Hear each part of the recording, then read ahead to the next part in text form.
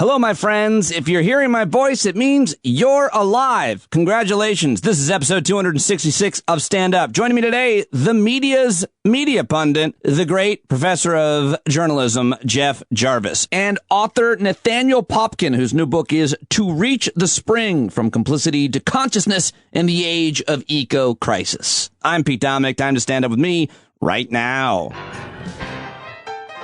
Well, hello there, good person. Thank you very much for listening to this podcast. My name is Pete Dominick, and I am your host here every day, doing the show, producing the show, editing it, and promoting it. It's a one-man band here, and I cannot thank you enough for supporting it. If you're a paid subscriber, then you're a really good person. If you're not a paid subscriber, then the question is, what are you waiting for? Let's do this. This podcast is free, but it's not cheap. A lot of new people have signed up for the stand-up community and podcast in the last week or two. I'm going to try to get to those today, if not tomorrow. Thank you all. If you haven't subscribed, go to the paid subscription link in the show notes and sign up now, patreon.com/Pete Dominick.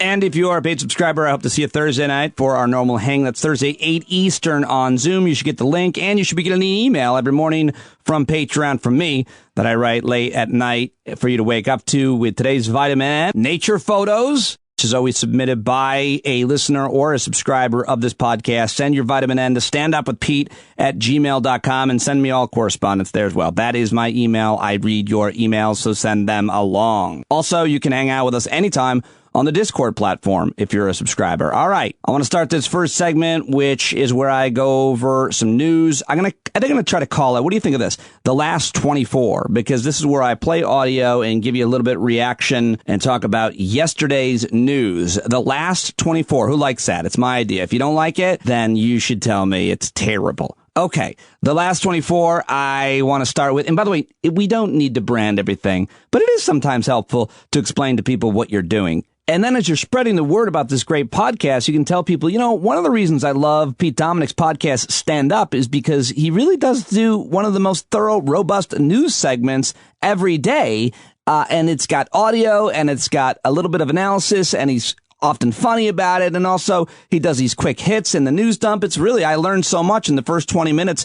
I feel like I know everything that happened yesterday. You know, the Last 24. You can tell people about it. Anyway.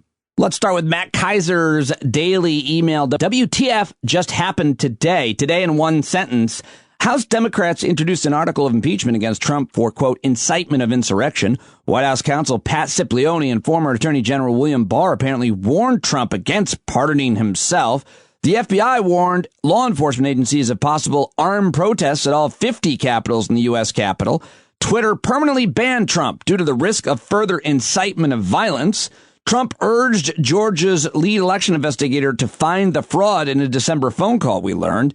And about 2% of the U.S. population has been vaccinated since the FDA approved the first vaccine candidates a month ago. Now let me hand it over to MSNBC's Chris Hayes, where on his program, All In, his first guest was Congresswoman Sheila Jackson Lee, who put things into more perspective. Here it is. And my understanding is there was a long call with the speaker today, 3 hours, I believe, to talk about this week.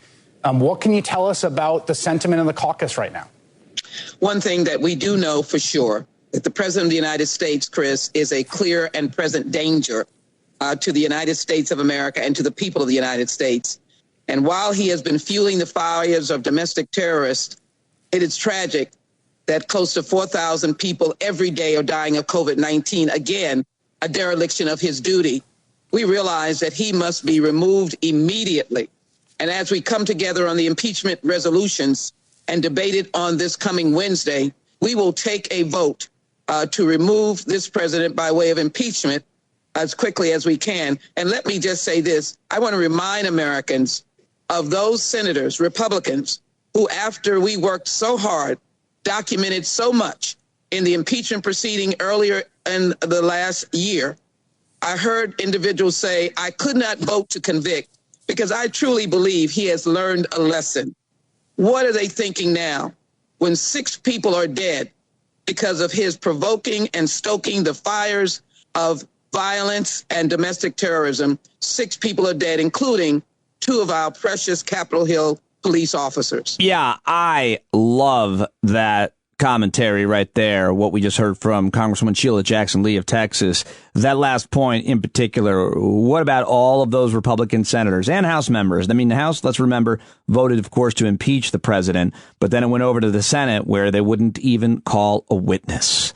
And so no Republican, I think, except for Mitt Romney, voted to impeach. And so he was still there. And people like Senator Susan Collins of Maine said, I think he's learned his lesson. And we heard Senator Roy Blunt of Missouri, who is the other senator besides that cretin Josh Hawley, say on TV this weekend that he thinks President Trump probably learned from touching the hot stove. That kind of reaction is what would be the adjective that you would use? I mean, they must know better. They can't be that stupid. They're United States senators. Can they? The bottom line is what Sheila Jackson Lee just said right there in terms of who did not vote to impeach the president, especially in the Senate. They got blood on their hands. No doubt about it. The damage that he has caused. I talked about this on yesterday's podcast. I certainly think that it has been his commentary, his running all day long commentary on social media, on TV, anywhere that he could possibly appear that has divided us so deeply and incited tremendous amounts of violence all over the country, all the time. This president has been inciting violence since he was on the campaign trail and even when he was a businessman. Come on, son. Congresswoman Sheila Jackson Lee demolishing Republicans in Congress for their guilt and complicity about what happened last week and what might still happen in the future, especially and as long as Donald Trump still has any kind of power in the federal government as our commander in chief. With a very important point right there at the end. The whole statement was worth it. I'm glad I shared it with you. And thanks MSNBC and Chris Hayes for that. Now let's head over to Fox News, where this guy, Bill Hemmer, who has been, I think pretty supportive of Donald Trump the whole time, but he had Hogan Gidley, who is one of the president's spokesmen, on his show. And you just got to hear the first part. Listen to the way that Bill Hemmer asks this question. Real weird. And then listen to Hogan Gidley's answer, because it went absolutely viral for obvious reasons yesterday. It looks as though right now the Democrats are going to control the House, they're going to control the Senate, and obviously the presidency. The president talked about a peaceful transition. He said he's going to leave office, and that's what he's going to do. With the social media crackdown, does he feel emasculated? Especially as he heads out of office. Listen. Look, I wouldn't say emasculated. I mean, if the most masculine person, I think, to ever hold the White House is the President of the United States. But what he does see is a systematic attack against not just him, but against 75 million Americans who disagree with the socialist communist vision that Democrats have for this country. That is completely unfair. And by the way, if Twitter and Facebook are private businesses and you can't do anything about it, then I think every pizza shop owner, every gym owner, every restaurant should open up right now and say, if you're going to allow Facebook and Twitter to act the way they're acting, then we're going to open up as well. You can't shut us down anymore. The American people, I think, are sick and tired of the government overreach, and you're going to see the ramifications of that, I would imagine, coming up soon. One last question. Wait, what does he mean by that? You're going to see the ramifications of people being fed up coming up soon. What does he mean by that? Everybody was focusing on the masculinity comment, but that last comment sounded a little bit ominous and insightful, did it not? And also, what a stupid argument. If Twitter and Facebook can kick people out of their platforms, then gyms and restaurants should tell the government they're opening up despite the law that says they can't, because they don't want to spread a goddamn virus that's killing thousands of our loved ones every day? It doesn't make any sense. The equivalent would be, of course, restaurants and gyms kicking out assholes and Nazis. That would be the equivalent. I mean, he twisted some weird logic into a stupid argument, Hogan Gidley. And of course, most importantly, that comment about the masculinity. I mean, I think President Trump is probably the most masculine president we've ever had. Really? No, by what definition of masculinity? Honestly, if you want to go by a traditional definition of masculinity, then I don't know. I think we generally have a good idea and understanding of what that is. Someone who does manual labor. someone who is a real roughneck, someone who is very athletic and takes a lot of crazy risks, someone that knows how to maybe frame out a house, someone who can dish, or even more importantly, take a lot of pain, maybe someone who works on engines. Those are really masculine ideas. The kind of masculinity that Donald Trump personifies, I don't know. That's certainly not any kind of masculinity that I'm familiar with. I mean, we can define that word in any number of ways. I think it's so stupid to talk about what a real man is. It is the most boring, dumb thing. All of it, this gender stuff at this point, bores me a lot in terms of what an expectation is. But Donald Trump spray paints his face orange and has a crazy hair situation and does a jerking off motion or a ski poling, really a ski poling, like a dick on either side. You know what I'm doing right now with my fists. That's what he does to village people and all gay guys, macho man. He dances with double fist ski poling movements while orange with his crazy clown hair. There's nothing masculine about him. Unless you want to define masculine as having sex with a lot of guys at the same time, which I think actually is a really interesting definition of masculine. I'm so masculine. I'm such a man's man that all I do is have sex with other men. I think that's an actually really good definition of masculinity, but I really don't care what your definition is. I just know he's nobody's. He is an insecure, cowardly, weak, has never sweated, can't do a push-up, walk up a short flight of stairs, much less down them, flinches at a bird flapping its wings, frail, fat, and fragile man who can't even fire people to their face if it's not being filmed for fake on The Apprentice and's actually in real life at a job. Point is, he's nobody's idea of masculinity, and he's coming apart at the seams right in front of us because no one can hear or see him cry. It's glorious if it wasn't so terrifying. All right, let's head back to MSNBC, where Nicole Wallace had my friend Clint Watts on, national security expert, former FBI, and she asked Clint, it's not what law enforcement missed, but how did they miss it? Nicole, I think it comes down to just one thing, and that's because the president was involved. As you heard him say, it was about optics. Had this been any other situation, imagine a Black Lives Matter protest, imagine any sort of march on D.C., you would have seen a more sizable presence there. You could tell immediately from that, the size of that crowd, which I think they were estimated around 8,000 people, there were not near enough law enforcement there to deal with that. And we should not be surprised if you watch the footage of the people that broke into the Capitol. They said, we did it, as in we were planning to do this. And we were telling people Sunday, I think it was Saturday, Sunday, before this was going on, my teams that do a lot of social media tracking, we were like, this is going to be a huge deal. We devoted more resources from our own monitoring teams and our own analytical teams to this, because it was so obvious that this was going to be a major scene. All right, I'll have to get Clint Watts on this show, as well as the guy who you're going to hear from next, Ali Soufan, who was on MSNBC with Ali Velshi this past Sunday. And by the way, fun fact, I introduced these two men. That's right. I was having lunch with Ali Soufan years ago on the sidewalk in Midtown Manhattan when Ali Velshi walked by, and Ali Soufan wasn't even public yet, this former FBI agent, hero, and good friend of mine. And I introduced them, and that is one of my finest and proudest moments. Anyway, here they are now talking to each other entirely thanks to me. Okay, I'm sure they would have found each other otherwise. They have the same goddamn name. And you've now been warning for the last few years that you're missing something else here. This rise of insurgent white terrorism and white nationalism and racism is, in fact, the single biggest deadly threat that America faces. Thank you, and good morning, Ali.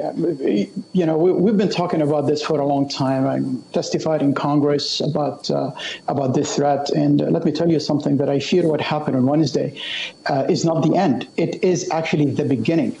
For these supremacists and extremists and conspiracists, last Wednesday was a success. They made their move. They crossed a very sacred, bright line. And now they have incredible imagery for their movement and troves of new materials for future recruitment.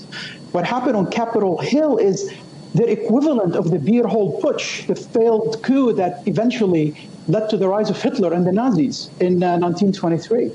So we have to learn from history, Ali. We cannot undo what took place on last Wednesday. Neither we can just put the genie back in the bottle or just close Pandora's box or the Trump box or the Nazi box or whatever you want to call it and move on as if nothing happened. If we do that, if we pretend nothing happened, the chaos we've seen last Wednesday will come back.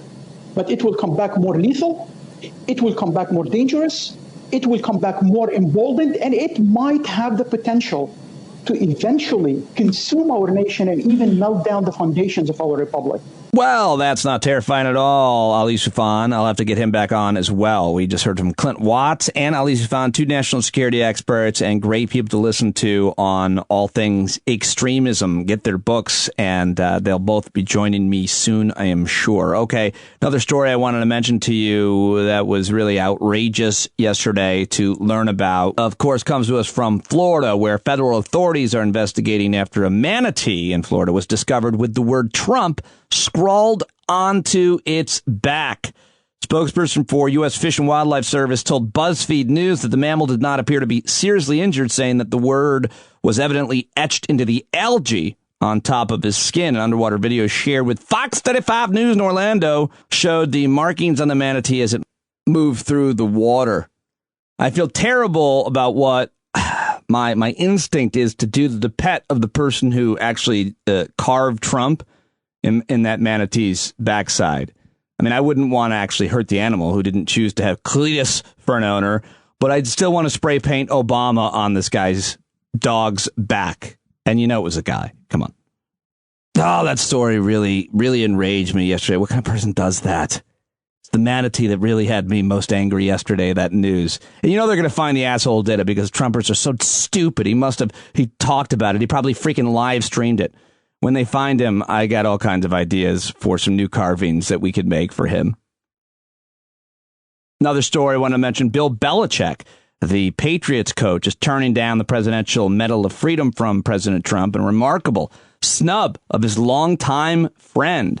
I guess Bill Belichick was planning on receiving the award, but pressure mounted after a mob of the president's supporters attacked the U.S. Capitol. I love it when a cheater looks down on another cheater.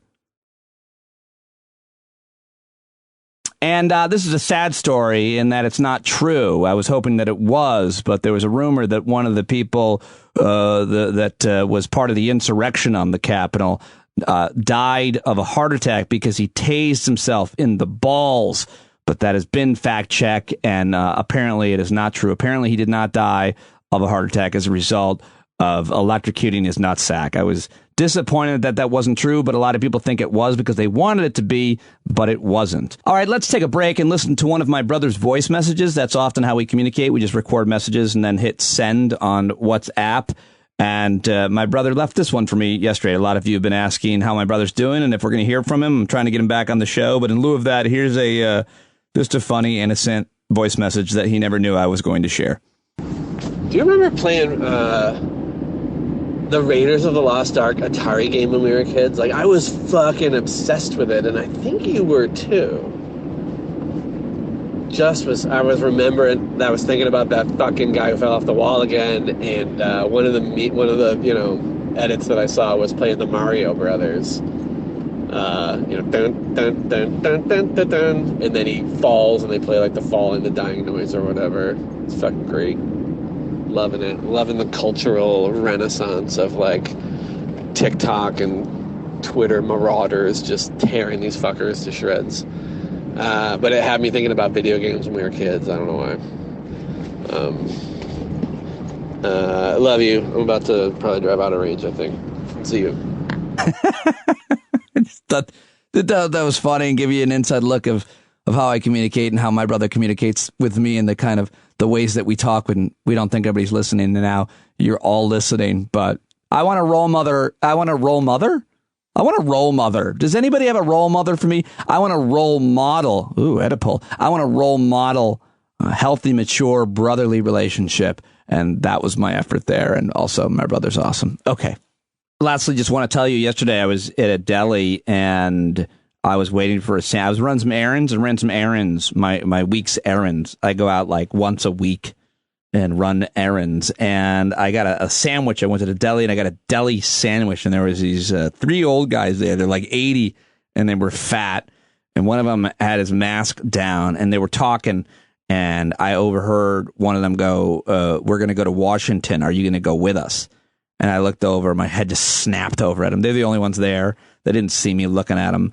And I was like, are you kidding me? This old motherfucker is going to go to the next one, the next revolution, the next rally. I couldn't believe I was hearing that. I mean, I'm not that surprised because people where I live in Clarkstown, New York, are never surprised me with their white nationalism and bigotry and so on. But this guy was really, there was 3 guys and he kept telling his buddies, like, are you going to go with us? And the guy must have demurred at some point because he's like, oh, you're always picking your wife over us. And the third guy now chimes in. He's like, leave him alone, Mike. Leave him alone. And he's like, no, you're always picking her over us. We're going to do something. Whether we do it now or whether we do later, we're going to do something. I mean, this guy was loudly talking, these 3 old guys. And it was both scary and absurd. And really, I just wanted to walk past them on the way out and lean in and be like, dude, you're not going to do anything.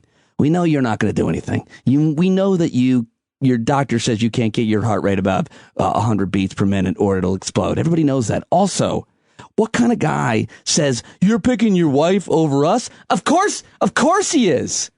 Of course he is. Who doesn't? Who doesn't pick their spouse over their buddies? I mean, to a certain extent, all the time. Yeah, because this is I have to live with this person. I'm not going to join you at the next rally in Washington because my wife will be upset with me is a really great and thoughtful and normal reaction to have. This stupid old bastard. I really wanted to say something, but I just couldn't bring myself to do it. Anyway, that's my story for today. All right, let's get to today's news dump. Time for the news dump. Nobody sent me any audio. What's the news dump intro going to sound like now that I've gotten rid of Trump's massive dumps? You guys got to help me out. Come on.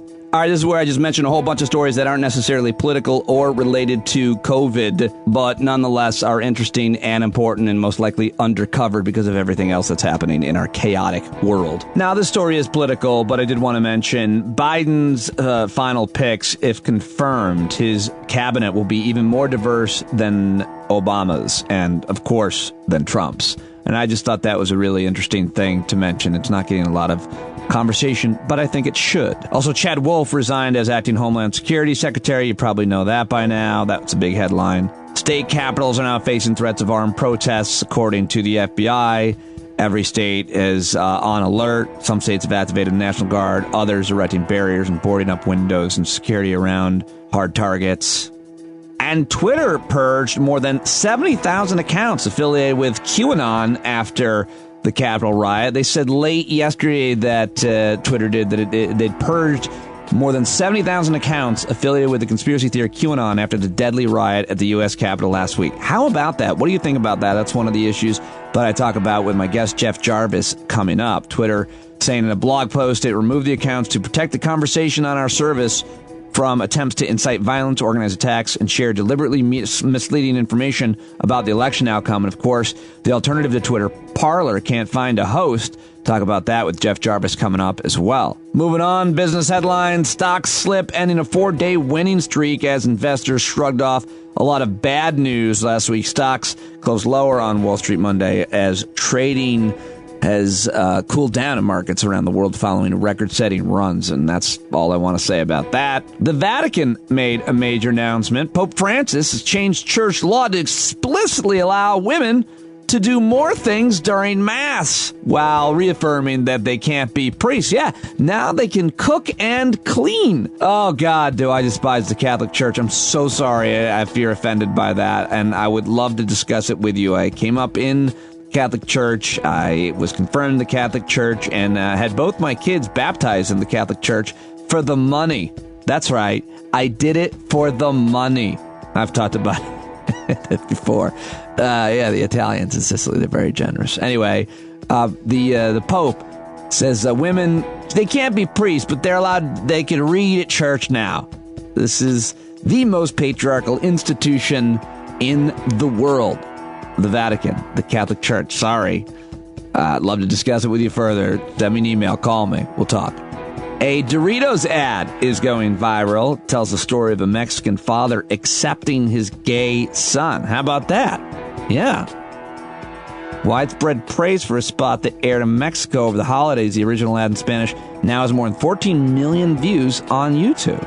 I can't play it for you because it's in Spanish. So go watch it. There's English subtitles. That's cool. This isn't cool. The U.S. economy lost 140,000 net jobs in December, and they were all women's. It's being called the women's recession. I heard somebody say that the other day. And how much more can women really take? Asked one economic expert. United States economy lost net 140,000 jobs in December, and all of them were women's jobs, according to U.S. employment figures. What are women's jobs? What are they determining as women's jobs? I'm reading this article. Women of color being disproportionately left behind, according to the data. Of the 12.1 million women's jobs lost between February and April, more than 2 in 5 had not yet returned. I want to know more about this study from the National Women's Law Center. And here's a good headline. 50 countries vow to protect 30% of land and sea by 2030. At least 50 countries have committed to protect 30% of the planet, including land and sea, over the decade in efforts to halt species extinction and address climate change issues. Global summit on Monday. About 30 leaders, government officials, and heads of international organizations participated. It's called the One Planet Summit. It was, of course, being held by video conference because of the coronavirus pandemic. Top U.S. officials were notably absent, as were the leaders of Russia, India, and Brazil. Oh, God. Well, that's about to change. Boom! I hit the post. That is your news dump. All right, coming up, my interviews with Jeff Jarvis and writer Nathaniel Popkin. But first, I want to welcome and thank all the new subscribers to Stand Up over the past week or so. And as I read the names and welcome new subscribers, let's put some music from a subscriber. This is Chad Schlosser and his brother and their band Maggie Pullet. Played the song as the intro for a while, and here it is now. All right, I'm not exactly sure where I left off, but I think it was with Mike Wolfson, who became a $5 subscriber or patron. Thank you, Mike. Welcome to the community. Everybody was so super excited to see Kate Wyatt signing up to be a patron. Kate, of course, is a woman who I've talked to many times over the years. She is a Gold Star family member. She's also a Marine who lost her Marine husband, Derek, in 2010 in Afghanistan. And Kate is now a $5 patron to the stand-up community. And what a valuable woman it is she is to have in our community. That's so cool. $10 subscription for Bob Amick. Hey, Bob, welcome. And thank you very much to Katie Keller, who signed up for a $5 subscription. Sean Alexander signed up to be a $5 subscriber. Jennifer Levine is a name I know very well because Jen and I were friends in New York in the mid to late 90s. So cool to see her. She showed up at our last Zoom with her husband as well. Hey, Jen, welcome. So glad to have you. Qasim Rashid was a guest here on the show a couple weeks ago. He is now a $5 subscriber and patron. Great to have him. And he's going to join us again very soon, maybe for a Zoom hangout, as a matter of fact. Kate Whitney is a $5 subscriber. Hi, Kate. Thank you very much, and welcome to Steve Cotter. Also signed up for a $5 subscription, as did Jeff Williamson. And look at this. Mamie Parker signed up for a $100 subscription. Mamie, welcome. I hope that we can talk more about you and your career. I know Mamie. She's an amazing woman, and I'm very excited to have her as a very generous member of our community. Ron Schodler became a $5 subscriber. Hey, Ron. Also, hello to Jim McCool. Jim McCool is his name. A $5 subscriber. Hey, Jim. Rebecca Romanow. Hey, Rebecca Romanow. $5 subscriber from Rebecca. And today it was Tony Page who signed up with a $25 monthly subscription to the stand-up community. I hope to see you all and welcome you. If you haven't joined us, the Zoom Hangouts on Thursday at 8. You get that link with the morning email that comes along with a nature photo, a little message from me, and all of the details for that day's episode of the podcast. And as always, you can join us on the Discord platform. If you have any questions about that, just ask. Welcome to all the new subscribers. Thank you so much for supporting this show, and welcome to our community of kind, generous, curious, smart, funny human beings. Great to have you on board. Joining me today is a guy I can describe by all of those adjectives. He is also a journalist, associate professor, a public speaker, a television critic, an entrepreneur, a commentator of all sorts. Jeff Jarvis. He's the media pundit's pundit, people have called him, which I love.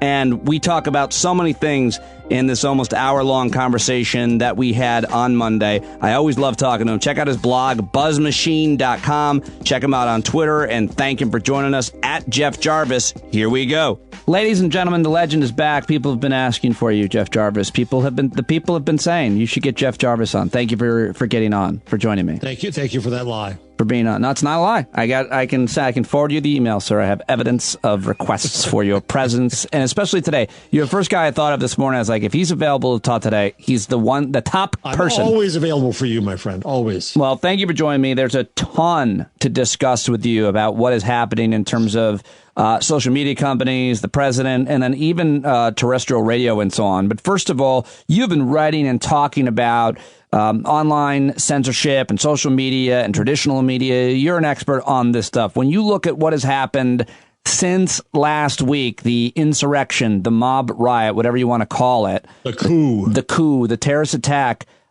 there's been a sea change with announcements, and I'm not even sure where to start, but I feel like you have, you can go back 10 years or more to talk about where this kind of began and where you thought it might, if ever, end. Yeah, the joke yesterday was that Trump even lost his Burger King frequent, eater customer card. Yeah, he's been dropped by everybody, which is great, and I'm all for that. A lot of people say, well, why didn't it happen years ago? Because he had the power of the IRS, of a corrupt Department of Justice, of jail and government behind him, and he really did intimidate people, and his mob intimidated people as well, as we could well see on the 6th. So I don't think it's that they finally could. It's that they finally could get rid of him. So when you look at these announcements from first, let's start with Twitter. Did you think that this was going to happen, Jeff Jarvis, that at least after there was always a conversation, he was no longer president, they would shut down his Twitter handle? And did you think that would be a good idea? No, I didn't think they would. I thought that they would still see value in a public figure being up, but he was such a malign influence on the country. I think they ended up making the right decision, saying we have no choice. We cannot leave this up anymore. We've seen the results of his words, and so we have to take it down. Now, mind you, I'm quite in favor of free speech. I'm quite in favor of hearing other views and opinions in the world, but this guy is evil, and at some point, I want the platforms to set their own standards and say, this is why we exist. This is acceptable behavior here. This is the behavior we want to model. And if you don't, we have the full right to get rid of you. Because let's remember that deciding what you carry is also a vision of free speech. If speech were compelled, it's not free. Really good points. All of those good points. Those are all broad points, and I appreciate them. But what do we look at in terms of the speech that incites violence? And we can talk about the president and others on Twitter, but then we have to talk about Parler, what it is, and what we found out they've been saying. So Parler, of course, was the anti-Twitter. Here's the great thing about it. We've talked about this on the show. The pincer movement from left and right against technology companies over Section 230. Section 230, again, is the nice little 26 words of law that say that you can't be held liable for things people do on your platform. You're not going to be presumed to be the publisher of the content. If I come on the comments on your site and I say something nasty, that's my fault, not yours. And the law gave the platforms both a shield, that's the shield, and a sword, because they said, listen, you can take down whatever you want, and we won't consider that a precedent. That's up to you. You're free to do that. And so Section 230, I think, is an extremely valuable law. However, it has become a symbol of these big, bad tech companies. So both left and right are going after them. And the left has been screaming, take down their bad speech, fact check them, get rid of them. And then the right says, hey, that hate speech you took down, that was my speech. And we're going to go after you. And so they were stuck where they couldn't win either way. It was a real damned if you do, damned if you don't. But once the man started a riot and a coup, it was a lot easier to say, okay, you're gone now. And it opened the door to be able to do that. Plus, he's leaving office, so his threat is less. Now, that doesn't mean that there wasn't still bravery in doing this. I think there was. I don't know if you saw the story. I heard about it secondhand, but a member of the House talked about a Republican he knew. Tom Malinowski said this last night on a podcast that he read the story that a Republican said, listen, I don't think the election was stolen, but I got to vote for this objection because I'm worried about the safety of me and my family from the mob. Right? That's where we are. So there's still courage, I think, in what the platforms did in taking down Trump and Parler. Now, there is an argument, Pete, that the Parler and Amazon Web Services is a step too far because that is infrastructural, right? That takes them off the entire internet. That isn't just taking Donald Trump down one place and he can go to another. That takes them down. And right now they're silent and they're screaming on Fox News, the CEO, that this is antitrust if I ever heard it. And just to be clear, Amazon Web Services, basically, if you have a website, you need there to be a place to host it, a platform for it to be on. Amazon was their host. They're saying we no longer will host your horrible horror. And you're saying you think that might be too far. The hosting service or company pulling the rug out from under the website. Some say it is. I don't think it is because you still have the ability to put a server in your basement and you can serve to the net. You can do lots of things without Amazon. Amazon makes it easier and cheaper. And I think it's within Amazon's right to do this, though I'm just acknowledging this argument that as you go farther up the stack, or I guess it's down the stack, I always get confused. If you go more to the infrastructural layer, you're affecting something more fundamental. And if you're using Amazon Web Services, all of their functionality, if you've tied your service into that, it's not easy to just pull it off in a day and move it somewhere else. So Parler is disadvantaged. It's a very good time for them to be disadvantaged. So there can be less conspiracy there, but that conspiracy can occur anywhere. I remember in the very, very early days of the web when I ran local news sites, people would pick one of our dormant forums, high school wrestling, and make that their home to do whatever they wanted, having nothing to do with high school wrestling. So you can find a home on the internet to do most anything you want to somewhere. Right. So what about just the overall efforts of driving this type of speech underground? In the past, scholars, academics, experts, free speech advocates have always debated whether or not that, is helpful or hurtful. Does driving it kind of underground make it spread even more insidiously or faster, or is it the only thing that we can do? And I feel like, Jeff, there are a lot of smart people debating that and that it's worthy of debate. I feel like, but I also feel like I know where I come down, but I'm going to. You tell me where you come down first. I think that in this new world with Twitter and social media and the ability to edit a video as slickly as you can now, that you can convince a lot of people that something happened or did not happen and in under 5 seconds. And the danger of that is unlike anything we've seen with traditional media. And, the joke is Trump's going to be out there in a pickup truck with one of those, billboards that he's driving it and he's got a megaphone and that's as good as it gets. Well, he's going to rile a bunch of people and that block up, but not the whole planet. And if we tell people that a thing happened or didn't happen, if people believe something that's not true, then the danger is unparalleled based on what traditional media offered. So, by the way, there were I think 2 Supreme Court cases over the loudspeaker and loudspeaker cars back in the day. Because if you think about it, well, tell whatever. I don't know what the outcome was, but tell the Orthodox Jewish community where I live because they use them highly effectively. Effectively. I think you're screwed. Yeah, you're screwed. But back in the day of sermons from pulpits, it was as far as your voice could carry. The loudspeaker, as much as print, was a new structure of amplifying your voice. Now I went off my nerd thing and I forgot your point. Well, the traditional media, you can hand out 1 million flyers to everybody, but it's only going to radicalize, if it does, the people in your neighborhood, not people in California and Austria. Yeah, the argument of scale, but I think it's always been there. I'm trying the way that you dismiss the argument of scale with that kind of a sigh was so insulting to me. Oh, you're saying the argument of scale, Pete. Yeah, okay. And it's like you just swept it right away as if there was nothing to it. So it's been there since Gutenberg, right? Before that, you had, a scribe's cramped hands, and the scale was too much. So the original efforts to censor the Pope and such created the Inquisition to say you got to go after this stuff. And then I just finished this today reading a paper by Roger Lestrange. Roger Lestrange, who was the censor in the UK in the 17th century. And they were always worried that there were too many books. So his response was to reduce the number of printers allowed. They've always been trying to pull back the scale. The scale has always been too much for whatever authority exists. But scale is our friend.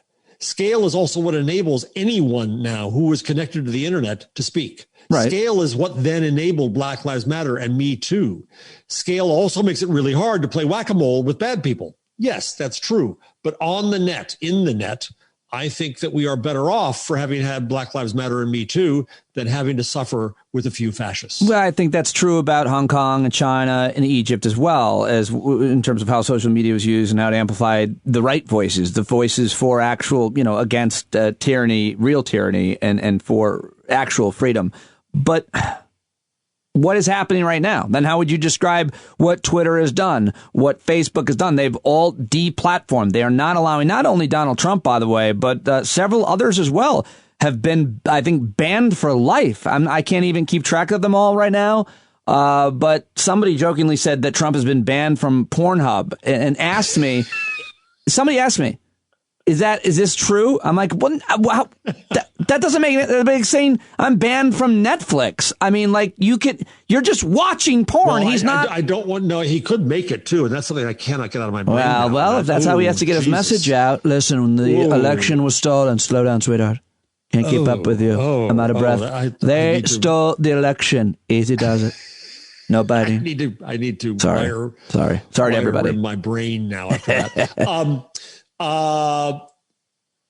Now that threw me again too. Now, what do you say about all of these platforms banning people for life? What is it? What is going to be the outcome of this? Is it a good idea? They will go in dark corners. You're absolutely right. But I think I'm frustrated. So I defend internet platforms because I think I'm defending the internet and I'm defending our speech there. And I'm not trying to say that Facebook or certainly Facebook, but also Twitter are the best proprietors we could have of the internet, but they're the ones we have. And I think that their weakness has been that scale scared them, number one. Mm-hmm. Political pressure scared them, number two. Number three, they didn't want to make any judgments because judgments are expensive. And number four, now you have four fingers. So number four is that they tried to reduce everything to a statute that could be read by a machine in code. So everything became a very picayune rule. Facebook's community standards are, you may not have a female breast with a nipple unless there is a baby attached. And then they added, or mastectomy is involved, and they added, right? Or it's a statue. And that's the level they got to. What they missed was a moment to stop and say, why do we exist? What is our raison d'etre? What is our North Star? What behavior do we want Facebook to have? And what don't we want to have? Now, if they did that, they would have long since had a constitution to point to say, Donald Trump, you're violating our constitution. We don't exist for you to start wars. We don't exist for you to spread racism. They could have taken him down under that 4 years ago. But they couldn't, not only because he was president, but because they didn't have that constitution. They didn't have that higher view of why they exist. So now Facebook has its community, its oversight board. And I've talked to people, in press availabilities on both the board and in Facebook. And I've said that maybe this is your opportunity to get a constitution, not like the American Constitution, where we goddamn write it out because we're, literal minded, but like a UK Constitution. Common law constitution where you build it piece by piece for corporations, for these corporations to have their constitution.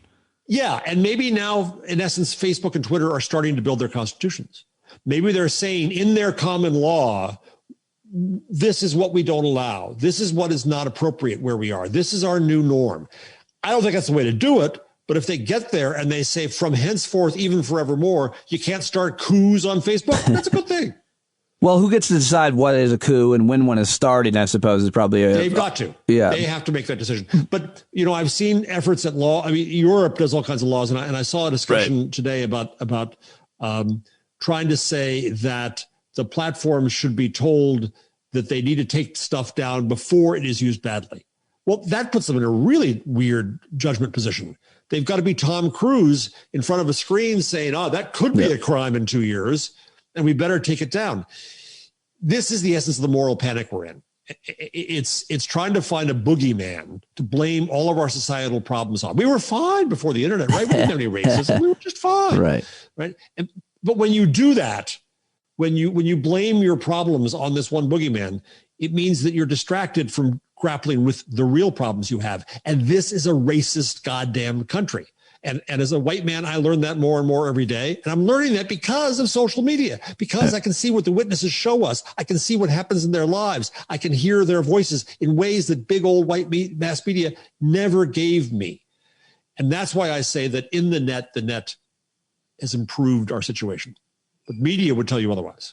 Well, what is the practical effect of pushing them to the dark corners of the web? Because I mean, if you go back and think about more traditional media, Rush Limbaugh, it's my understanding, you correct me the history if it's wrong, but Rush Limbaugh's rise had to do with the fact that he broadcast on a signal that everybody could get, and he gave away his content for free. And then once everybody loved it, then he started selling advertising or something like that. But the bottom line is it was very easily accessible on an AM band for people in rural corners of America. And you go from there to more traditional radio, more and more like that. Then you have obviously television, Fox News, and then the internet with YouTube. And I think Facebook and social media are good examples because older folks that need things to be more easily accessible can find them on these platforms, and they send you YouTube, send you to this video or that video, Facebook, Twitter, etc.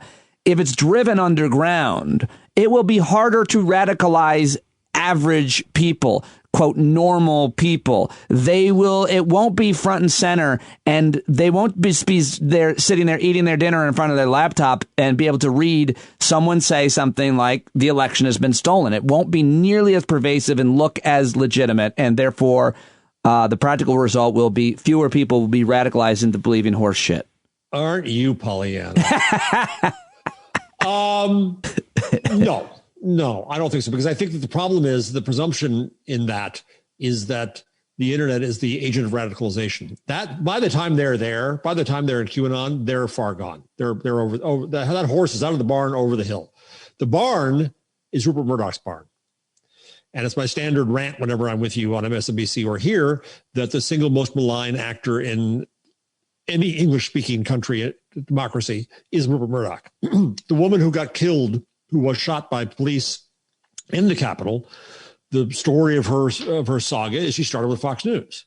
And then she went to Alex Jones, and then she went to QAnon. Oh, really? And so it starts with Fox News, number one. And number two is that the conspiracy theories, the memes, they may get predicated in dark holes of the internet, but then Fox News brings them out to a larger world. And so then does talk radio. So I was risking my health and watching Fox News this afternoon. And I got into a tiff then afterwards on Twitter with Joe Concha. Is that how you say his name? Yeah, I just read about it. And I know Joe. Reading your dispute with him on Twitter brought me great joy. He's just doing the company line, right? The company line is Cory Booker told people to go to Congress and get in the face of their representatives. And that's the Maxine same, that's Waters still online, yep. Right? So they're making an equivalency between that, which is exercise your franchise, and holding a coup against the United States of America. That's the Murdoch party line. So you hear it again and again and again from all of them. And that's how these things get amplified. People I trust who are in this world, there's an organization called First Draft that really understands how to do this. Dana Boyd at Data and Society. Other people, Boston Joan at Twitter is a brilliant person at this stuff. That's her handle. They say, don't debunk the stuff from the dark hole, because it's just in the dark hole. The only time you should really debunk it is once it comes out of that hole into the sunlight. And it comes out of that hole into the sunlight via talk radio and Fox News, and now OAN and so on and so forth, right? And so that's when you do have to debunk. But if you debunk it before, you spread it, you amplify it. And by the way, shouldn't we have? I mean, I want to get rid of Rupert Murdoch, and I want to get rid of Fox News, and I think that they are. I don't think we're out of the woods until we get rid of them. I don't know how to get rid of them. But even if we leave that to the side for the second, why the hell does my Verizon Fios have OAN on it? Why? Where does those decisions get made? I don't know, but it's crap. It doesn't have. I think they used to have RT on it. I don't think it's there anymore. But they have a few of these really crap channels that are nothing but propaganda. Well, that's a whole other question. Your cable TV provider, Time Warner, what are the bigs? Fios, Time Warner, Comcast, I guess, and then the Dish and the Direct, whatever they offer a menu of channels. How does a channel get there? I would imagine if the president of the United States is constantly promoting your channel, more and more people are going to be looking for it and asking their cable news provider. He discovered it on cable. Right. He was all Fox News until he got pissed at Fox News. It's a great question. It's great. I mean, I wonder if anybody's done that journalistic investigation. Where does OAN come from, and at what point? Because you look at like the Young Turks, they're seemingly available everywhere. How does a more grassroots, less corporate, less polished channel network get on a menu for any of these big? And what would you think of a campaign to get just use this as an example of it? What cable company do you have? Well, I have Verizon, but I don't have cable. I do YouTube TV to watch television. Oh, aren't you the cool one? I don't have a television. Well, I don't even understand why anybody. I honestly don't understand why anybody does, because the functionality of YouTube TV is way better than any cable. It's just like you can tape. You have an unlimited library. You can fast forward. It's just, I feel like there's less channels, though, available. That's the problem. Do I get my dorky HGTV so I can watch? You might not. You might not. Edge of Alaska, Do we get the tennis channel? It's a little harder maybe to get on a big screen sometimes if you don't access it through a computer. Anyway. My family would hit me. But anyway. You asked me who I have. I guess the answer would be Verizon. Let's say that YouTube TV had OAN, and I have OAN here at my Verizon Fios. Do you think it's legitimate to start a campaign to ask them to get rid of OAN? Or is that a violation of the American precept of the marketplace of ideas? And no, let them be there and let people decide how stupid it is. I think that there should be a moral clarity that is decided by either a grassroots movement or, if less as ideally, some kind of a board or organization of people. The idea being that if you are constantly perpetuating horrific racist ideology or inciting violence, then that would be the threshold. Because I feel like you were tweeting about this, like this division between kind of conservative ideology across a broad range of issues and straight up racism and violence openly being spread and said. Yeah, I think there's a difference. There are standards that companies can set, right? It goes back to Facebook and Twitter and a North Star. Is there a North Star to Comcast? Right. But if they said, no, we have standards of what we choose to have here because we're a responsible company and we're not going to put on YouPorn on, they do have standards, right? They don't put YouPorn on Comcast. Right. If they could get away with it, they probably would. And if you go to Germany and watch the TV every evening, no, my Lord. But we don't do that here because they have porn on TV. Pretty much. Wow. Pretty much. Yeah, it's pretty tacky too. So they have the right to have a standard. On the other hand, I do believe in the marketplace of ideas. I think I've mentioned this in a haughty moment with you before, but John Milton's Areopagitica from 1644 was his pamphlet aimed against the licensing of the press. And what he argues is, and Ben Franklin argued this too, is that the only way for people to basically exercise their brains is by having to face disinformation and stupidity and decide what is wrong and idiotic. Well, okay, but there's a better example, and I don't know how I missed it, and that's COVID.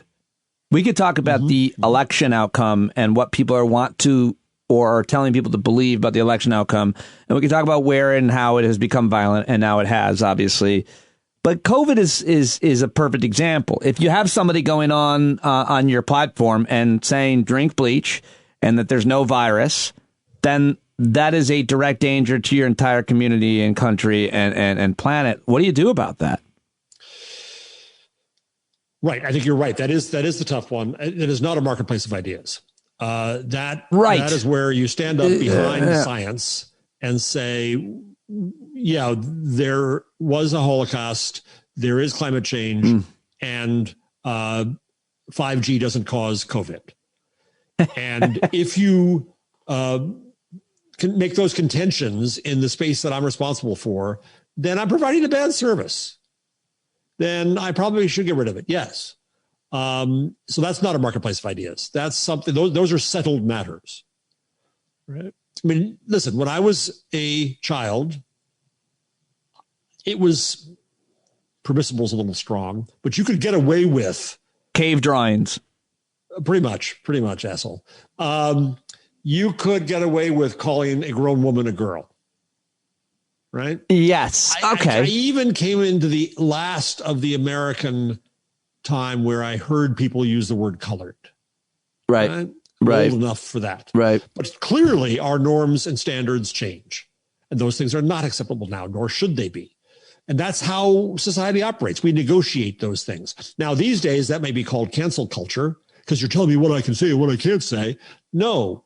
It's Regina Rini, who is a Canadian academic you ought to have on the show, says that this negotiation is occurring between the people who are new to the conversation who say, I want to add something to our list of no-nos. Besides girl for woman, you want to respect my pronouns.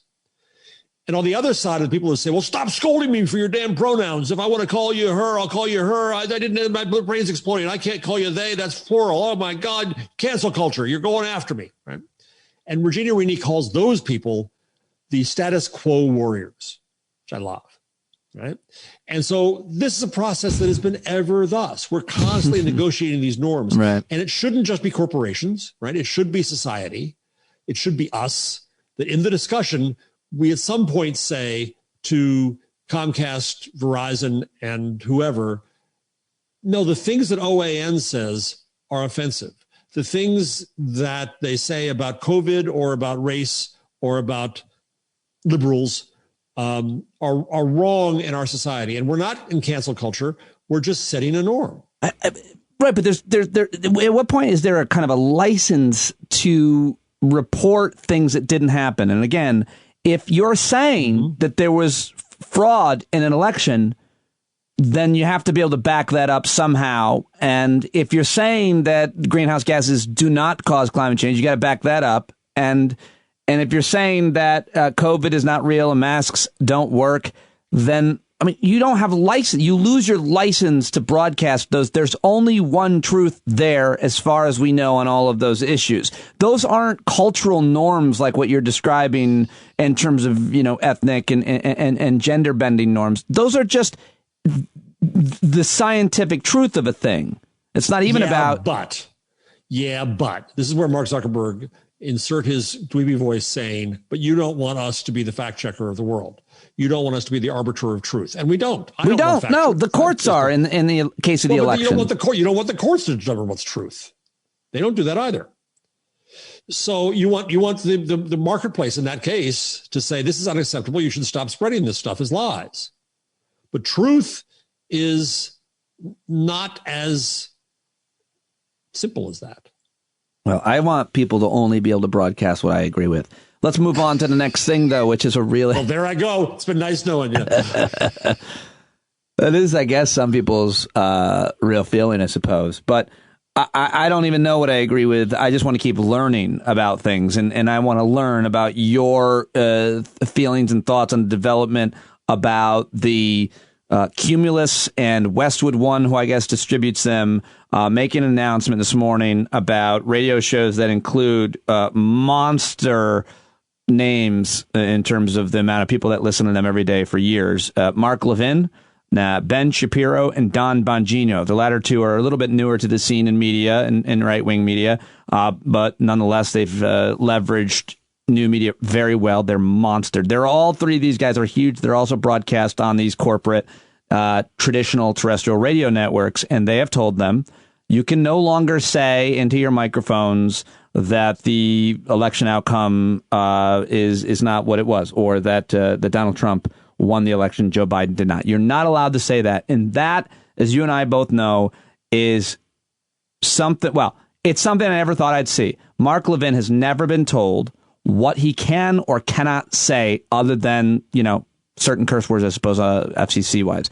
No one's ever given him any editorial standards. And same with the rest of these guys. What does this mean? To me, I think this is the biggest deal in the world. Am I overplaying it? What do you think he's going to do? I think he's going to do whatever it takes for him to continue to dominate in the ratings and make money. He'll do whatever it takes. He has no intent. Howard Stern making fun of podcasts. The broadcast microphone is still an important thing. Yes. That was, by the way, that was an excellent, nuanced segue from the prior point, because you basically just proved your prior point, which was that you saw a company say, okay, we can now define too far. Questioning the basis of our democracy, that's too far.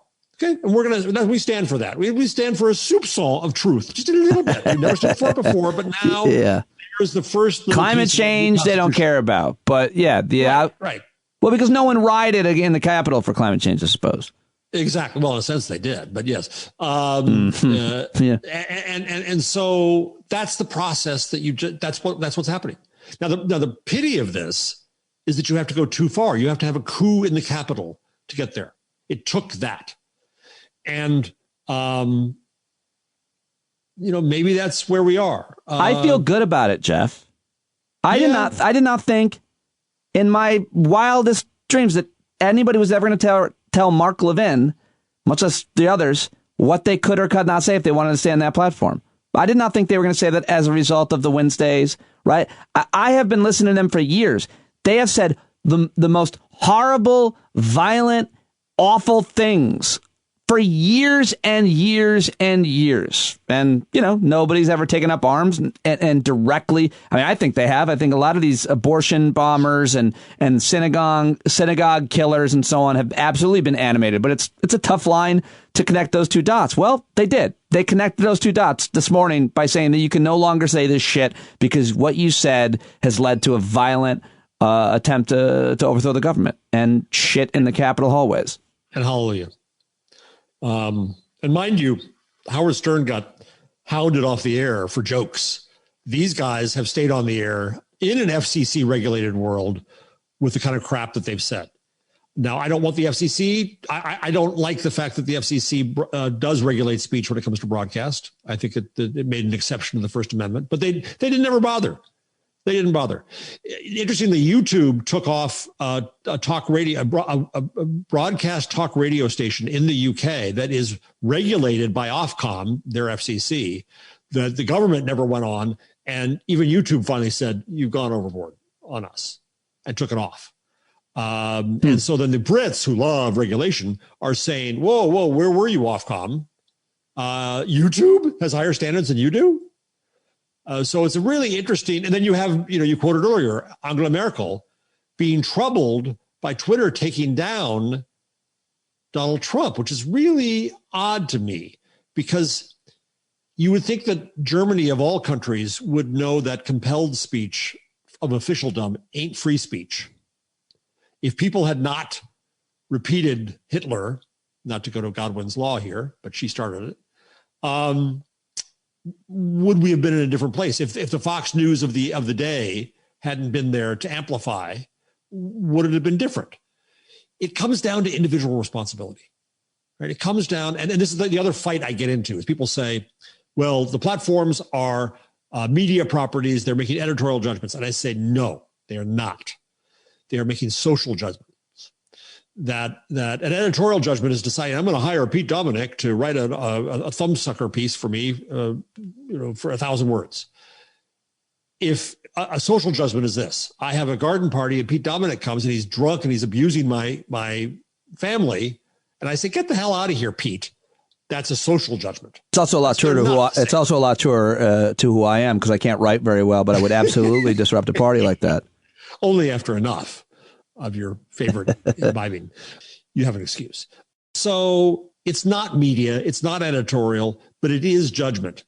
And I think it's time for the platforms to have the courage and the expense. The other thing is, this is expensive, right? If they say, okay, there's a rule now, which is you can't say on Facebook that the election was a fraud. Let's say Facebook makes the same rule. Well, there's a dollar sign behind what it costs to find every instance of that and deal with it. And the algorithm can only take you so far, because people are going to find new ways to say it and all kinds of things. So every time they see a judgment, they see an expense, and they see a risk of failing at the task. That's why they hate these judgments. What do you make, Jeff, of the last 48 hours without Donald Trump on Twitter or any other platform, and the comedy, if it wasn't so terrifying, of when he clearly, like, maybe when they make the movie someday, we're going to watch him go from room to room or work the phones and dictate tweets to every other person who has a Twitter account. And obviously the jokes have been rich and all of it has been, but I mean, like, he's drowning without being able to be heard. And I don't know who said it, but a lot of people at this point said he's much more worried about losing Twitter than being impeached. Like, what has Twitter been like without him for the last 40 hours or so? And what is it going to be like? What does it mean for him not to be having a platform anytime he wants?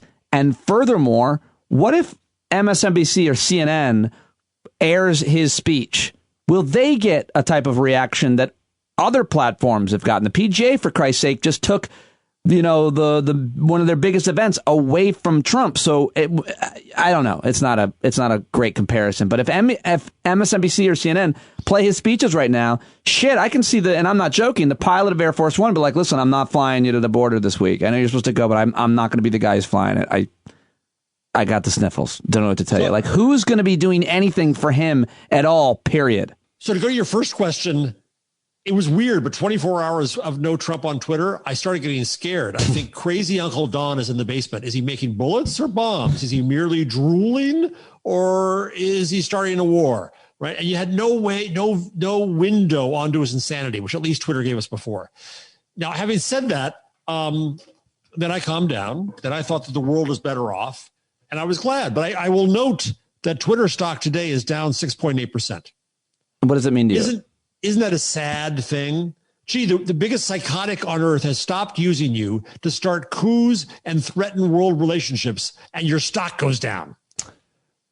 I guess if you're purely unemotional about it, you have to wonder how much traffic he was the root of on Twitter, and why that would or would not matter. Like, let's say, if he's just not president anymore, maybe Twitter stock goes down, because he was such a driving force on that social media platform, at least to me, because I use it so much more than anything else, that I think... But I think in the long run, it was bad for the brand.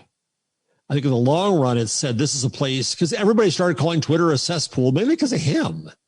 Before, if you think back 4 years, I think people were more likely to dismiss Twitter and say, oh, it's just a funny little place where people say when they're having for lunch, isn't that weird? And Joe Scarborough would go off dismissing it. Now he screams that it's the ruin of democracy. Right? Yeah. Boy, when he and Mika start screaming, I just want to go back to bed. Well, kudos to you for going online and publicly criticizing them. Maybe that's why I haven't been on MSNBC in 9 months. But anyway, so maybe that's it. Yeah. I think that we're better off without him there. I think the social media will be better off without it there. I think that it's fine. Now, in terms of him and his outlet, he will find, here's the funny thing about it.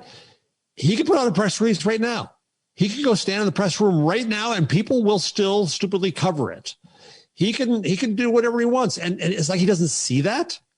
The other truth of, I think in journalism's failings of the last 5 years, and there are many, to my mind, the greatest one that has received the least attention is journalism's inability to cover insanity. And the man is insane. Whatever the medical definitions you want to use, narcissist, but it's out of his insanity that his actions came, and his lack of a soul and lack of a heart and all that too. But we didn't know how to cover that. And that's what took over not just social media, but media. People say that Trump was brilliant at Twitter. No, he was not at all brilliant at manipulating Twitter. He was brilliant at using Twitter to manipulate media. He was John Barron. He was telling media what to say about him, and they did. So it's going to be very interesting to try this. All this time, media try to normalize Trump. Are they going to understand how to cover normality again? Well, that's for a whole nother hour and really getting into that. But what do you think in terms of the thing that's infuriated me the most since the insurrection of last week, the attack on the Capitol? I still don't know what to caption it, is how many people in law enforcement, to some extent in corporate media, have been saying we've never seen anything like this. Who could have expected this to happen? My answer to that, Jeff, is everyone I follow, everyone I've been reading, watching, and listening to, most people of color, a lot of people predicted this thing to happen. I didn't. But I thought it was very possible. I when people would say it, I was like, I don't think they'll go that far, but I absolutely think it's possible from the standpoint being from a newsroom editorial standpoint or a national security leader standpoint. You would be preparing for this and you would be ready for this, and you certainly wouldn't be shocked by it. Well, and if they had decent security, what the story still would be, there were a bunch of loudmouth jerks out screaming at the Capitol while the Capitol had to deal with loudmouth jerks inside too, but they got the job done eventually. Instead, and so this went up to the last minute. I mean, Tom Malinowski, who's my representative here in New Jersey, who's brilliant and he was at the State Department. He's dealt with bad regimes. And he said he was up in the gallery because that's where he was assigned as the first debate was going on. And he went out to look at the window and he'd come back in and tell his colleagues. He did this on Benjamin Wittes's and Kate Klonick's podcast last night. And he said, I came back in and I said, there's a huge crowd out there. They're loud. But of course, this is a fortress. They'll never get in. Right. So the essence of the story was the security failure. And then the security success, that great story of that African-American security guy who bravely led them away from the Senate chambers. Yeah. And so, that's what the story in the end is how close we came to somebody actually killing Nancy Pelosi or killing Mike Pence. But now that we've been there, we've seen how bad it can get. Can it get worse? Yes, it can. But we've seen how bad it can get. And I think that's changed the entire discussion. That's what allowed Donald Trump to be taken off media. That's what allowed everyone to see that he's unfit for office. We've seen this for 4 years. That's what allowed us to see the rampant racism of this white mob. It's not better to have had it, but if we've had it, let's at least take this moment, seize this moment. Yeah, I don't know. I mean, I guess I almost feel like it is better to have had it. I feel like this is it's like throwing up. This really plays it down because there's huge loss of life, but you're so scared to do it. And then you do it and you're like, oh, I'm so glad that's over. Like, I feel like as long as I've been listening to talk radio, including to my conservative colleagues at SiriusXM, I was always going, what are you doing? Someone's going to do something. You're telling what you are saying to people, what you're messaging to people is crazy. And then when the Q conspiracy theories took off and you saw so many people going down that route, then to me, it was so much more convincing that we would see people do something crazy. And then I can't get away from these videos, Jeff. Cannot stop watching every single one of them. Why? For the narration, for the actual things I'm hearing people see, giving me a window into their psychology. And it's fascinating and terrifying, but it was inevitable, I think, if you believe that stuff. They literally thought they were inside of the movie of the prophecy unfolding. They thought they were. And now they're being arrested in airports, on airplanes, and in their homes. And they're like, what are you talking about? I didn't do anything wrong. It's like they're so detached. Yes. Yeah, well, all of Fox is right now. All of Fox is saying this is like Cory Booker saying, get in the face of your representative. Tom Malinowski, again, last night on the Wittes and Klonick podcast said, I was very happy he did this. He kept calling his colleagues the QAnon caucus. Oh, good. That's good. That's what it is. Yeah. Right. Yep. And I think we've got to stop shying back from bad language. Right. You had Marty Barron at the Washington Post said, as soon as everything happens, don't call them protesters. Hallelujah. But CBS said, don't call it a coup. That's too dramatic. We spent the last 5 years saying, how low can they go? How low can they go? To your point, what you just said is, yes, now we know how low they can go. And if we don't stop it now, it will go lower. I'm afraid over the next couple of days, not just for Washington, but also for every state capital, for the companies involved in taking down Trump and Parler. They're going to do nutty things. But the other thing we have to keep in mind is this is a tiny, infinitesimal minority of this country. Even if you take all the, what I think were fools who got taken to vote for Trump, including members of my family's extended, they don't believe in the QAnon stuff. They don't believe that the election was rigged. They're not that idiotic. The portion of people who do is tiny, but look at the attention we've given them. And that's what's screwed up. Well, I mean, they're wearing makeup and horns. Yeah. You can't turn away from that guy. I mean, you can't. That guy knows what he's doing. And the Brooklyn judge's son who was there in furs. Do you see him? Oh, I don't think so. It was really sad. I can't believe you're naming someone who I don't know. I feel like I know all the players. Yeah. I've got all their cards. Q guy and I mean, there's just so many of them. The people making videos and narrating them each. It's just it's remarkable. But I think you're absolutely right in terms of giving them oxygen.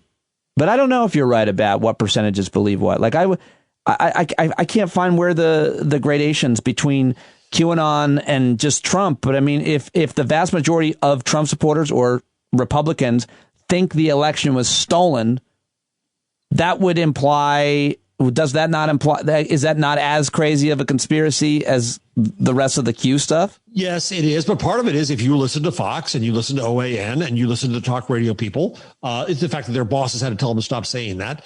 You hear it often enough, and people, the only sources you listen to, in a way, I can't blame them. As stupid and wrong as it is, they're getting disinformation constantly. So I guess what I'm saying is that two things. One, the extreme is still small. It can get bigger, but it's still small. And it's made bigger by media more than social media, but it's still small. But the second part is a majority of Americans did not vote for Donald Trump, but the majority of the Americans don't get covered. And I'm going to sound like Spiro Agnew, right? We are indeed the silent majority. Media gives all the attention to the minority. The New York Times goes and does features on Nazis. Gee, they wear khakis and go to Panera, just like you and me. That's the kind of coverage that we've had of these nut jobs over the last 5 years. And now finally we can call them nut jobs. Lots more to talk about with you, but I've taken up an hour of your time, and I really appreciate it very, very much. More important is an hour of your poor listeners' time, but I'm grateful to them for all their attention and to you. Jeff Jarvis, everybody. Thank you very much. Gotta love Jeff Jarvis, at Jeff Jarvis on Twitter. I hope you enjoyed that conversation. I certainly did and always do. He was definitely the guy to talk to with given all the news regarding media yesterday. Okay, back in December, I sat down and spoke for the first time with my next guest. He's a novelist, an essayist, an editor, documentary writer, a critic, and the author of 6 previous books, as well as co-editor of the anthology Who Will Speak for America. His new book is an urgent and deeply felt call to face our own complicity as human beings in our planet's destruction. It's heavy subject matter, but an important conversation, and one I wanted to make sure I had and shared with you as we are dealing with so many existential issues. This is the one that no matter what happens, we have to keep our focus on, especially given the opportunities that we have right now with Democrats having control of our federal government. Joining me now, the author of a new book, To Reach the Spring, From Complicity to Consciousness in the Age of Eco-Crisis. Thank you for writing this. It's really great and important. Oh, man, it's so great to be here, Pete. I had to write it. This was the book I had to write that I've been struggling with inside of myself for years and years. And so it just sort of poured out. And it's very different from my other work. Yeah. Talk to me about your own kind of personal journey and how you get to this subject matter and the seriousness and honesty of the book. Honestly, I think like a lot of people, I feel trapped. I know that by my life as a relatively wealthy American, among the billions who are wealthy enough on this earth to consume to a great degree, I know that I'm complicit in the things that are happening to the earth just by being alive, just by going about my day. And it's truly a weight on me to think about how to reconcile my life with what it's doing to the earth. And so over a long time, I've been thinking about this, how to face it, how to think it through, how to approach it from a position of being a writer, how to approach it from being the position of being a father. And you have two kids that are in their early 20s, is that the deal? Yeah, 18 and 21. I think it's really an important role that we have as parents to both talk about, I think even more importantly, role model certain behaviors for our kids. I feel like I've done a pretty good job at that, but certainly haven't been perfect. How important is that part of it? Having a conversation with your kids. How did your kids turn out at this point? What is their understanding and connection to the environmental movements, sustainability, conservation, their understanding of the seriousness of the climate crisis? Oh, both kids are extremely conscious and aware and politically awakened and have been forever, basically. I mean, that's the thing about this generation. They're all aware. You can't bullshit with them anymore. You can't tell them that anything that's just a surface level gesture is good enough anymore. And whether that's about racial justice, colonialism, the future of the earth that they're going to live on, they do not accept bullshit. And my kids are the same.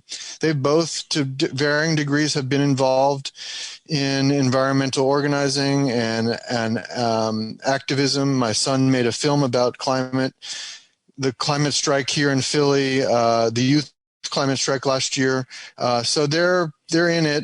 I mean, everyone has their own ways in that are very different, but it's just part of who they are as this generation, I feel like.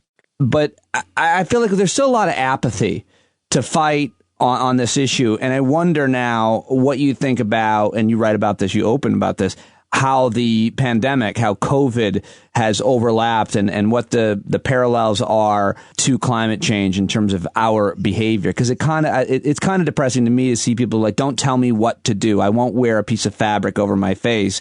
And what we're asking people to change in their lives regarding climate and being more sustainable is much harder and much more, I think. It's very true. I mean, this is a dry run. And of course, it's very interlinked. The fact of the changing climate, the fact of loss of ecosystems, the fact of damming rivers, the heating of the earth is going to create more pandemic diseases, mostly through mosquito vectors. Also, when the climate is changing as it is, you've got animals moving to survive, and they're interacting in new ways with different animals and different beings, and that's causing the movement of viruses. So these things are really, really interrelated here. And I think it's interesting. I mean, what we need to face up to and really deal with this thing we're facing, that is the wholesale destruction of ecosystems, the ocean acidification, emaciation of landscapes, all these things, right? There's just, in addition to the heating of the earth, like we're facing all of this, and it's going to take a few things here. It's going to take really global leadership on the part of political leaders. And so if we look at COVID, we think, well, mixed bag. In fact, particularly among male political leaders, they failed us horrendously. Female-run nations have handled COVID much better than male-run nations, and there are reasons for that. Yeah, I'm thinking of New Zealand and Germany off the top of my head have done a good job, although still struggled. But yeah, it's interesting that you point out the gender difference. And I'm sorry to interrupt you, but in leadership in general, but certainly on COVID, and I think arguably on climate as well. Why do you think that is? You've written about this before. Yeah, I mean, I think it's just a different. Politics is a game of aggression and predation by men and ego. And I think women approach the world very, very differently. And we see that. I've written about it earlier on in the pandemic, and you can see the ways in which the male ego gets in the way of making policy and collaborating and cooperating. There's an aggression that is problematic, right? So there's three things we need. We need political leadership that's real. We need all of us regular people across particularly the global north who are so rich to cooperate and to collaborate. And I think with COVID, it's shown us the capacity for that. I mean, most people do wear masks. Most people follow orders. If not for the right-wing poison machine, it would be a lot easier. I mean, can you imagine if under any other circumstance where there was a regular government, could have been a conservative government, but a regular, competent government, you would not have had this poison machine telling people, protesting, trying to kidnap the governor of Michigan, all this stuff. So, I think it's possible for us to get it, that my life is at stake to yours and yours to mine, and we're in this together. And then the third thing is listening to science. And that's where we're like, why? Well, scientists are our heroes now, and they just did the most miraculous thing in producing this vaccine so quickly, in ways that no one predicted would be possible. And really since the beginning of the Trump administration, there's been a resurgence of respect for scientists, except that for the decades that we've known exactly what we're doing as human beings to the earth in terms of everything, and where the scientists have had created models down to the very last detail about what this all is going to do, we haven't listened to the scientists. I like that you talk a lot about philosophy and consciousness, as well as even comparing the situation to the Holocaust. I think that you make a really interesting case for that, all of that. And I think that when you're someone like yourself, and I'm like you, I think, and have arrived at this consciousness a long time ago, and you deal with this level of guilt almost on a daily basis. I can think of things and choices that I make each and every day to try to consume less. And I think that arriving at this consciousness is really a good thing in many ways, because really what we're arriving at is what early humanity had lived with for generations in terms of not using more than you need. Now we have all types of comforts that earlier generations of humans could never even imagine, or they could only imagine it.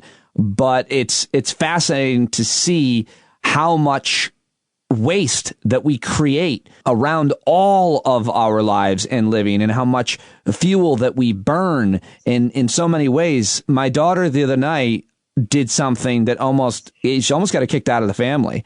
She Uber Eats just one order of McDonald's fries, Nathaniel. And so I made her sleep outside in below freezing weather. And she learned a lesson. And I'm hoping she doesn't do that again. No, I mean, I was horrified. I explained to her, as I have many times, sustainability. And in the end, she was like, I just wanted those fries so bad. And I feel like it's kind of an example, not a metaphor, but an example of the micro decisions that we make every day because of what we want that makes us happy right now. It's so easy to get it. Don't tell me I can't have it because of this, what you're calling existential crisis. We are now arriving at this consciousness. I've been talking for far too long. My point is, earlier generations of humans did, and I feel like, people like you and I are getting back to this, and I feel like your book is really a helpful way to take people on the journey that maybe aren't already on it. Yeah, I mean, it's a great example, actually, and the reason that, the book's title is To Reach the Spring, and that comes from Primo Levi, his book, If This Were a Man. And that book is about his experience at Auschwitz. Yeah. And in Auschwitz in 1944, he saw that within the camp, everything was death. And the metaphors he uses are really about the destruction of the earth in the guise of mass murder and mass genocide. And everything is dark and gray. And he looks across the street one day in early spring, and he sees a little bit of green. And that green is part of what sustains him until the end inside the work camp at Auschwitz. And so that's got me thinking about the Holocaust as a metaphor here. And it becomes a metaphor because of the banality of evil. That is, that all those Germans went along with it. And Primo Levi in his book goes through in detail the ways in which normal Germans were complicit. And were they necessarily bad? Hard to say. This is this is the question, but there was a kind of going along or blindness or a kind of total like numbness to the life that you're living and what the moral implications are of your actions. And so that's why I talk about the Holocaust in this book. Genocide of one population, genocide of living things on Earth. And that's the thing about the ordering from Uber Eats a bag of fries. It's like we're all complicit and we're all going through the motions of accessing this system of capital that we are all part of in all different kinds of ways, as workers, as consumers mostly, sometimes as investors, but that's only a few people. And most of us are actually part of the capital system, most of the people on Earth, that is, most human beings, as victims. And one of the things is when we think about, COVID, it's like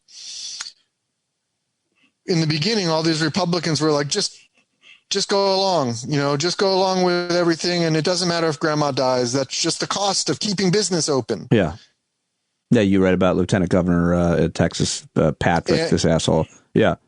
And now now we know, just yesterday, sorry to interrupt you, but we see this memo about the Trump administration, literally wanting to create herd immunity. Sweden tried that and just admitted in a rare admission from, I think, their king, how much of a failure it was. But the line is in there. We want people infected. And so, I mean, the plot thickens even deeper and it becomes even more evil. Go ahead. I'm sorry. But that's what we do silently and complicitly every day as rich people on Earth in regard to the poor, the global poor. And so part of this kind of what I tried to do with this book is a kind of invitation to think along with me as a way to awaken us from the paralysis, right? And as a way to like, okay, how can we even hold a conversation? Because even that is so damn hard. It's like, if I raise this issue of, it's February and it's 75 degrees out, and I think I write about this, and like, I'm sitting right before the pandemic started. It was ridiculously warm in February. I was sitting out on the bench in front of my house. People are walking by and they're looking at me and everyone's laughing and like, isn't this great? And instead of saying, no, this is really fucked up. Yeah. We just kind of go, because if I said, no, this is really fucked up, they would have just kept walking. No dude, listen, I mean, it's one of the reasons that I don't have as many friends as I might otherwise. Like, I'm the guy who constantly just calls it out. But the point is, I think the important point is that while we can all fight apathy and stop being so ignorant about this issue that, as you write about it, we are complicit in, and we arrive at a new sense of consciousness. What you and I are talking about, and I suppose feel a sense of guilt about our own consumerism, our own impact, our own lives, and what we're doing or what we're not doing, what we're buying and how we're buying it, all of that. It doesn't really matter as much as things being done at a population level. So, it always irks the hell out of me when these folks that don't want to do anything about climate change or don't even see it as a problem point to wealthy environmentalists and say, look at how big their house is. Look at they're flying around. And it's like, it's such a lame excuse. It's as lame as saying, well, this guy, me, with my solar panels and my early adaptation to the electric car, I have a 2011 Chevy Volt with 170,000 miles on it. But I still eat meat, a couple times a week and any number of things. The point is, none of that is really important. What I'm doing or what they're not doing is not really important. If we don't have nationwide, really global-wide policies to decrease our consumption, then it really doesn't make a difference. What we're really talking about is global agreements and laws to live differently. And I feel like we take a couple steps forward and then a couple steps back. But do you agree that it has to that kind of the individual actions really don't make much of a difference? Well, I totally agree. And, a lot of people, as I was writing this book, wanted me to, create an action agenda inside of the book. And you saw at the end, this is a book about thinking about how to think about this issue. And so I give 4 modes of action that an individual can take. One of them, of course, is, being politically active and demanding change at a global and national level, an economic level, political level, all of this, regulatory level. Yeah. And, whereas perhaps revolution is just what's needed here. But there is a way in which you're wrong that it doesn't matter. Go ahead. And that is, why is it that you got so pissed off at your daughter? Why is it that you feel enough guilt that you would get in 2011, you got an electric car, you were really on it. You felt like this was really important to do. And I think that's because we have known, there's been previous generations of environmentalists going very far back, actually, into the 19th century for sure, and maybe even before that. And they faced up things that seemed wrong to them about our treatment of the environment. But we have known in detail exactly what it is we're doing. And we have known that we are the killer here. Also, we are the victim. And so I think at the individual level, this is a terrifying moral position to be in, to wake up every day knowing that you are that killer. Yeah. And while knowing for years, it's been since the mid-'80s, since it's been widely accepted that we're burning the planet. Rachel Carson knew mid-century that the oceans were warming, and it was scientific conclusion already, consensus. So we've known, and yet we go on sort of blindly. And I guess so. There's a huge tension here between the individual and the collective that's at play in this book, and that is really, it's at the heart of everything about us as modern human beings. I've tried to defend my own individual actions making an impact in that my daughters see me plugging in a car their whole lives, and my neighbors see that I'm the first person on the street to get the solar panels. And then because I have a platform, I talk about those things on the radio. So I try to make an impact as much as I can that way, just by spreading the word and by role modeling these behaviors for my kids.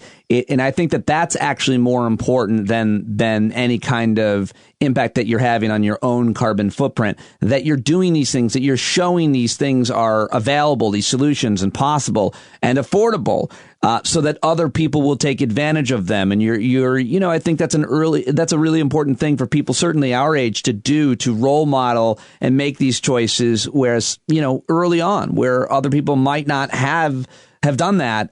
So I feel like it makes an impact that way. But I still feel that, as you mentioned, there has to be a regulatory framework in place for there to be a larger community-wide impact. Because it doesn't really matter as much, again, if New York has great policies, but Pennsylvania doesn't, because borders are bullshit. The same could be said for national borders. Exactly. There are 50,000 units of government in the United States. So imagine, that's one way in which it tends to come back to the individual, because it's like, particularly in an era that like we're living in now that hopefully is about to end, it's like, shit, it's too complicated. Not only 50,000 governmental units in the United States, but then think about the globe. And of course, it's all interconnected. And we know that if that Bolsonaro asshole is letting the fires burn in the Amazon, actually, that's doing more harm than anything we could possibly conceive of. So what is it even? So then it comes back to, okay, what do I do? And it's less about practicality exactly, and more about the sort of moral imperative to live in a way that feels in alignment with your own values. And because nature and the earth is so important to us and to our souls and to our emotional lives and to our breath and our bodily health, we have to perform that love for it at the same time. And you plugging in your car is an act of love for the earth, even a very small gesture in a way. So that's the other reason. There's an imperative here, and to perform and performance, of course, is meant to be performed for others. It's to show. You open the book with a letter to your future grandchild. And I think it's really poignant and important and thoughtful and what's the word? Tortured as well, and honest. And it just made me think of the point. I work with an organization, have for years now, which is co-founded by a mentor of mine named Richard Louv, who wrote Last Child in the Woods and Nature Principle, and really is such an important figure in the nature movement of our generation. And this organization is Children in Nature Network. And your letter to your grandson is the kind of, or child is the same, I think, effort. Well, similar in that we need to educate young people about their own consumption, about sustainability, about the fact that the planet's resources are finite, and that you arguably have too many resources compared to people living in so many other parts of this planet. How important do you think it is to just educate kids? Because it's our public education, as much as I support public education in general, the curriculum isn't doing that. We don't have a sustainability course or a climate course, and it varies based on, I think, states' politics, obviously. So how important is working with young people, teaching them from the very beginning what Native Americans and tribal peoples around the world have always understood? Yeah, I mean, education is always so important. And the thing is that when you start with them as young as possible, I was talking to a place at Penn State the other day. We did an event there for the book, and they take in kids for 4 years of their elementary school years, and they come there regularly. And the woman who I was being interviewed by, she notes how she can see their progress, their change. This is a place called Shavers Creek in central PA. And, there's nothing like it. And when it clicks, it's like I end this book, I go into a 6th grade classroom, and they've asked me to come in because they just want some help. They know that they're already going to go do a social justice project, and they've decided to do it about plastics. They just want some help from me to help them think it through what they might do. And, that's how, with it, those kids are, but, maybe they're an anomaly, it's quite possible that, kids are the same as adults. Like, they're consumers. They take plastic and stuff for granted. Yep. They take consumption of fossil fuels for granted. There's no difference. So yeah, man. We gotta get kids out there. Do you think it's too much for me my girls don't use straws anymore because when they would get them, I would take the straw and jam it in their open eyeball. Do you think that's too far, Nathaniel? I would never advocate for torture, man. But I can. It works. Torture works. Everybody. It does not. In any way. No. Neither does shaming. Really. It's fun. I joke about it a lot, but I think it's easy for me. I'm a sanctimonious prick, like the worst. But it's not. It's not effective, and I'd rather be effective than be right, or than. Tell you what. Yeah. Shame ain't gonna do it. Building up a fear ain't going to do it. There's something in medicine now called terror management theory. And it really is a really interesting theory about how people act when they're close to death, either whether the death crisis is right acute with them or a family member, or whether it's a little bit in the periphery, and then further maybe in a more abstract way as the climate change is. And the fact is that when the fear starts to come in, you cling to that which you know and that which is closest to you. So family or societal organizations or ways of living. And the thing is, if we scare people too much, they're going to they double back down on the things that they're already closely tied to. And the thing that we're most closely tied to is consumption. That's why Amazon is blowing through the roof right now, right? So yeah, shame isn't going to do it and fear isn't going to do it. The thing for me is that we have to encourage people to stay with this, to acknowledge what's being lost, to feel the loss and the grief, and to understand that they have a lot of control, but not all the control, and to go out and be in nature and see what's happening to it. And maybe that's secondary nature, like where nature has taken back over from something that was man-made once. Or maybe you want to get involved in doing something that gets your fingers into the earth somehow. Like, don't run from it. Don't hide inside. Don't try to have a sanitary life, and stay with it, because we got a lot to work through together. And the world is changing, and that's the single fact that's the fact. The world is changing, always changing. Well, the most important thing we can do is, like you said, create consciousness. And I think what you just mentioned about making people understand what we've lost and what we still have and what we could regain in terms of species, in terms of anything in the natural world. And most young people, especially people in cities, they don't know. They have no idea. They just think that, produce shows up in the grocery store. They don't know where it comes from. And so there are so many different organizations that are trying to create that consciousness. But I think that your book, To Reach the Spring, From Complicity to Consciousness in the Age of Eco-Crisis, is a really great contribution. I'm really enjoying reading it. And I wish I could. This is one of those conversations, interviews with an author where you're like, there's no way I'll be able to do justice in a conversation about this book because it's so beautifully written. So thank you for joining me. I did my best. You're a great author and a great guy, and I'm really, really excited to have you on the show for the first time. I look forward to doing it again. Thank you very much, sir. Love to come back, Pete. I'm glad I got a couple jokes from you. And sorry, that's the thing. We need humor too, right? Yeah. I'm sorry they were at the expense of my children, but they know. They get it. But better. They give it back too. Thank you very much, sir. See you around. Okay, Nathaniel Popkin, everybody. The book is To Reach the Spring, From Complicity to Consciousness in the Age of Eco-Crisis. He's on Twitter at Nathaniel Popkin. That's also, his website is nathanielpopkin.net. He's down in Philly, and it was great to talk with him, and been wanting to get that interview in here, but there's been so much going on, so I'm happy that I finally got it on, because we talked a few weeks back, before the new year, actually, and I felt bad for holding on to it, but I think it's evergreen. I think I can share that one anytime. A great conversation, and a great book, and a great guy.